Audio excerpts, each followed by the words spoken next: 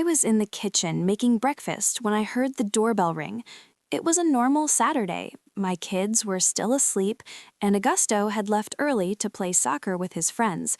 Nothing about that morning hinted that my past was about to come knocking and tear apart everything I'd built over the last 10 years. My name is Sophia. I'm 35, and I've been married to Augusto for 10 years. Together, we built a beautiful family with our 2 kids, Clara, 8, and Caleb, 6.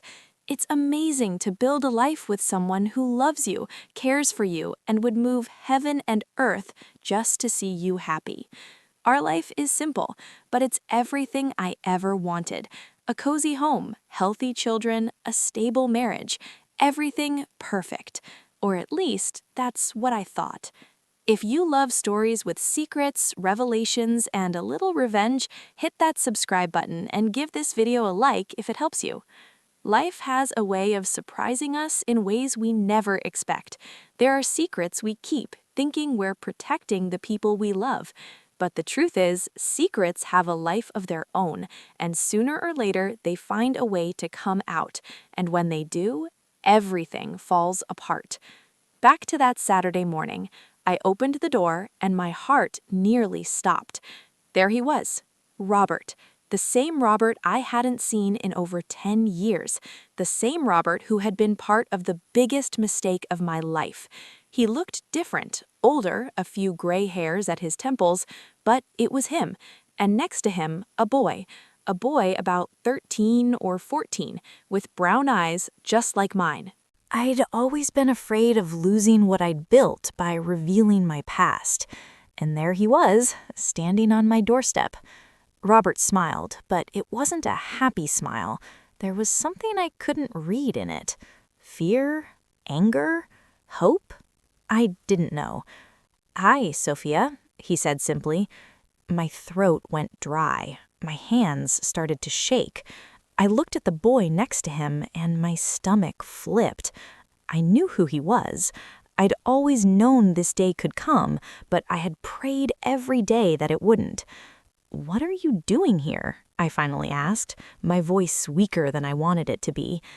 "This is Sophia," Robert said, looking at the boy. "Your mom." And that's where it really got interesting. At that moment, my whole life flashed before my eyes. I had to decide, let them in or close the door and pretend none of this was happening. But let's go back a bit, back to when I was 21. I was in college, studying business, young, full of dreams, and completely lost about what I wanted in life. That's when I met Robert. He was 25, had already finished college, and was working at a tech company. We met at a party, and the chemistry was instant. What started as physical attraction quickly became something deeper.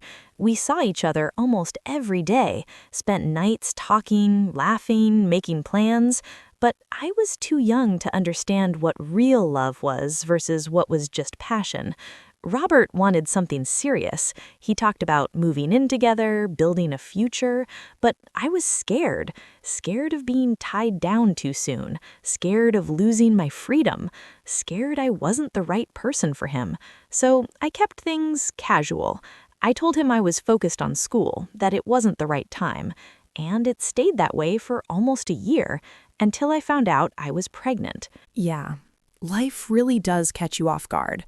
I was 22, in the middle of college, my parents could barely cover my expenses, and I was pregnant by a guy I insisted on not taking seriously. When I told Robert, he was shocked, of course, but after the initial shock, he was happy. He said we could make it work, that he had a good job, that he would take care of me and the baby. He wanted to be a dad. He wanted to build a family with me. And that's when I realized I didn't love him. Not the way he deserved. I liked him, I enjoyed being with him, but I couldn't imagine spending my life with him. The thought of having a baby at 22, giving up my dreams, becoming a mother when I barely knew how to take care of myself, terrified me. I never imagined that day would come, but I made the hardest decision of my life. I told Robert I couldn't stay with him, that I wasn't ready to be a mom, that he deserved someone better. The pregnancy went on, and it was the hardest time of my life. My parents didn't know, my friends didn't know, only Robert did, and he stayed by my side the whole time, even knowing I was rejecting him. When the baby was born, a beautiful boy with my eyes and Robert's smile, I couldn't even hold him properly. I signed the papers giving Robert full custody. He accepted, said he would raise our son alone, but the door would always be open if I changed my mind. I never changed my mind. Or rather, I never had the courage to. I left the hospital and never looked back. I blocked Robert on every social media platform, changed my number, avoided places where I might run into him. I finished college, got a job, and 2 years later I met Augusto. Augusto was everything I needed at that time. Kind, patient, understanding. We started slow, building a friendship first. When we finally became a couple, it felt natural. No pressure, no fear. He made me feel safe. When we got engaged, I thought about telling him about the baby I'd left behind. But how do you tell someone that? How do you tell the person you love that you left a child behind? That you were a mom and just decided not to be? So I kept it. I carried that secret like a weight only I should bear. And when Clara was born, 3 years after we married, I felt like I was finally doing things right, being the mother I should have been. And when Caleb came, 2 years later, I was sure I had left the past behind. But the past sometimes has a way of coming back, bringing secrets that should never have been remembered. And there he was, 10 years later, on my doorstep. "His name is Liam," Robert said, still standing at the door, "and he wants to meet you." I looked at the boy, Liam, and saw tears in his eyes. He was nervous, clutching his backpack to his chest like it could protect him somehow. "Please," was all he said. And how could I say no? How could I close the door on a boy who just wanted to meet his mom? I let them in. My heart was racing so fast, I was sure they could hear it. I glanced at the stairs, praying Clara and Caleb didn't wake up, praying Augusto didn't come back early from soccer. We sat in the living room. The silence was heavy. I didn't know where to start. "Liam has been asking about you since he was 7, Robert began.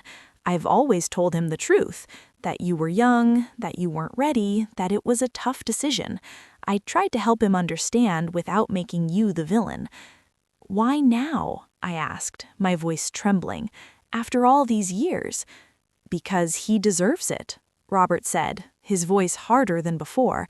"He deserves to meet his mom, and you deserve to look him in the eyes and explain why you left." The word hit me like a punch. Left. That's what I did. No matter how much I tried to justify it, that's what happened. "I was scared," I said, looking at Liam. "I was too young and I was scared. Scared I wouldn't be a good mom. Scared I'd ruin his life. Scared I'd ruin mine." "And you did," Robert said. "Robert, no." Liam spoke for the first time, his voice more mature than I expected. "I just wanted to meet you, wanted to know if you think about me sometimes, if you regret it. I think about you every day, and it was true.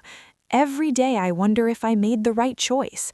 Every day I hate myself for making it." "Then why didn't you come looking for me?" he asked, and tears finally fell. I had no answer.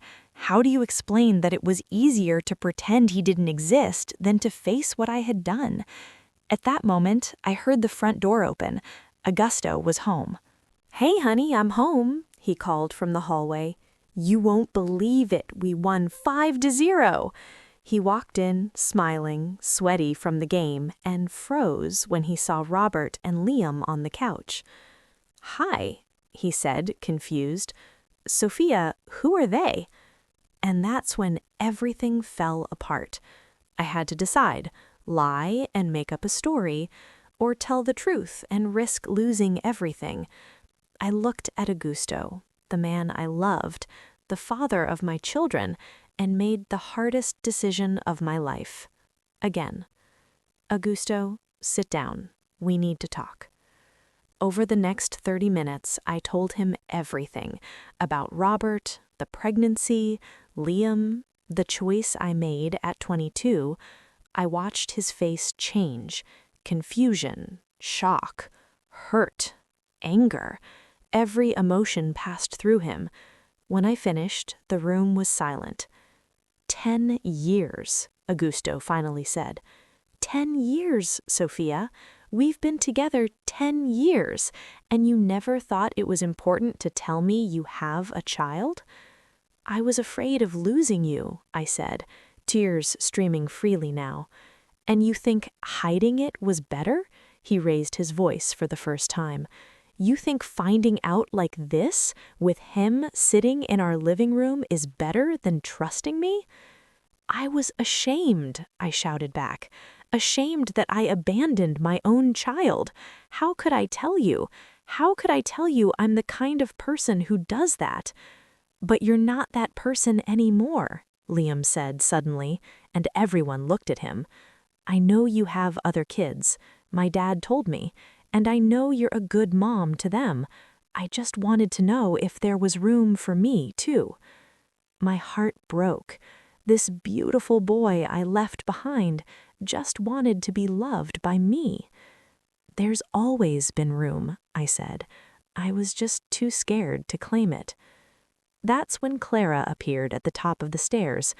Mom, who are these people? She asked, rubbing her eyes. I looked at Augusto, silently asking permission. He didn't say anything, but he didn't stop me either. Clara, come down. There's someone I want you to meet. And for the first time in 14 years, I introduced my son to my family. The weeks that followed were the hardest of my life. Augusto barely spoke to me. He slept in the guest room, left early, came back late. Clara and Caleb were confused, asking countless questions about the older brother they never knew they had. And Liam started coming on weekends. At first, it was awkward, forced, but slowly we got to know each other. I discovered he loves drawing like I did at his age, that he's shy but has a sharp sense of humor, that he's smart and sensitive, everything I could have hoped for in a son. And the more I got to know him, the more I hated myself for losing so much time. A month after that fateful Saturday, Augusto finally sat down to talk to me for real. I don't know if I can forgive you, he said, and the words hurt more than any yell. Not for what you did at 22. People make mistakes, bad decisions, I get that. But lying to me all these years, not trusting me enough to tell me the truth, that's what hurts. I know, and I don't expect you to forgive me. I don't forgive myself. The kids love Liam. Clara won't stop talking about him. Caleb wants him to live with us. And I see how you look at him, Sophia. You look at him the same way you look at Clara and Caleb. Finally, you're being the mom he always needed. He has an amazing dad, I said. Robert did better alone than I could have done together with him. Maybe, Augusto said, but now he has a mom too, and 2 siblings, and I'm not going to be the guy who takes that away just because I'm hurt by you. I looked at Augusto, this man I didn't deserve, and realized that despite all the pain, he still loved me. Maybe not the same way, maybe never like before, but he loved me. We're going to need therapy, he said. A lot of therapy. And you'll have to work hard to earn back my trust. But for them, he pointed to the picture of Clara, Caleb, and now Liam on the shelf, we'll try. And that's what we did. We started couples therapy. I started individual therapy to deal with the guilt and shame I carried for years. Robert and I learned to talk again, not as exes, but as parents of the same child. Liam started spending more time with us, every other weekend, then every weekend. 6 months after that Saturday that changed everything, Robert came to us with a proposal. I got a promotion at work, he said, but it's in another state. I'll have to move. My heart sank. Just when I had found my son again, I was going to lose him. And Liam? I asked. He can come with me, sure, Robert said, but he can also stay here, with you. If you want, if Augusto agrees, we can share custody. He can live with you during the school year and spend vacations with me. I looked at Augusto, expecting him to say no, that he was still too hurt, that he didn't trust me enough yet. But he surprised us all. "He's your son, Sophia," Augusto said, "and if you want him here, then here's where he should be." And that's how, 14 years after giving birth, I finally became Liam's mom. Look, I won't lie and say everything became perfect. There are tough days. Days when Liam looks at me angrily for lost time. Days when Augusto still can't meet my eyes without remembering the lie. Days when I can't forgive myself. But there are good days too. Days when all three boys play in the yard.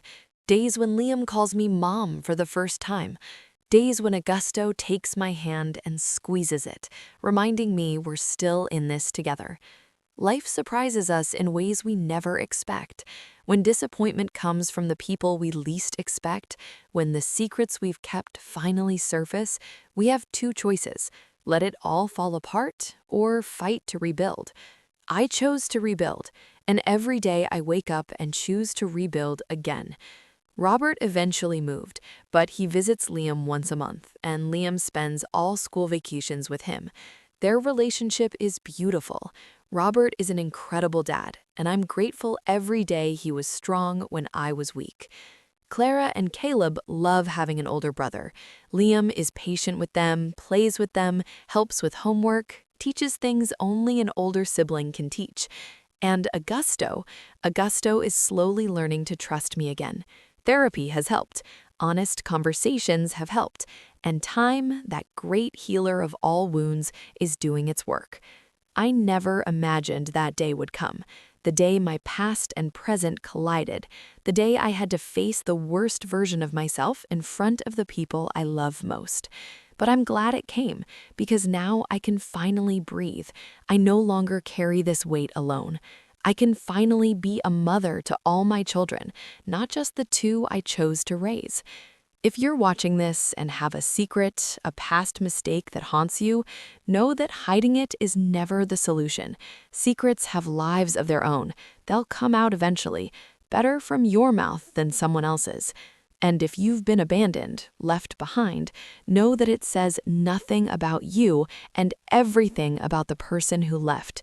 You are worthy of love, always have been, always will be.